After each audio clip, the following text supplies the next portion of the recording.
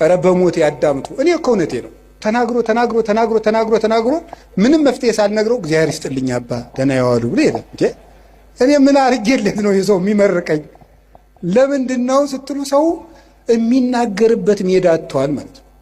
አሁን እኮ ሁሉም ሰው ቲክቶከር የሆነው እቤት የሚሰማው ስላጣ ነው። እቤት የሚሰማው ስላጣ እዚያ እየወጣ መለፍለፍ፣ ዝም ብሎ ድንችም እየበላ መለፍለፍ፣ በቆሎም እየበላ መለፍለፍ። ያዕቆብ መልእክት ምዕራፍ 1 ቁጥር 19 ላይ ሰው ሁሉ ለመስማት ለማዳመጥ የፈጠነ ለመናገር የዘገየ ይሁን ይላል። የምታዳምጡ ከሆነ ሰው ይወዳቸዋል። ከሰው ጋር የመኖር ጥበብ አንዱ ማዳመጥ ነው። እንደውም ልንገራችሁ፣ ሰዎች የት ይገኛሉ ብላችሁ ብትጠይቁ እኔ ልንገራችሁ የት እንደሚገኙ። አንደኛ የሚበሉበት ቦታ ነው የሚገኙት። ሁለተኛ የሚሰሙበት ቦታ ነው የሚገኙት፣ የሚሰሙበት ቦታ። ሶስተኛ የሚወደዱበት ቦታ ነው የሚሄዱት። አራተኛ የሚከበሩበት ቦታ ነው የሚኖሩት። አሁን እኔ ራሴ በግሌ ለምክር ብዙ ምዕመናንን አገኛለሁ።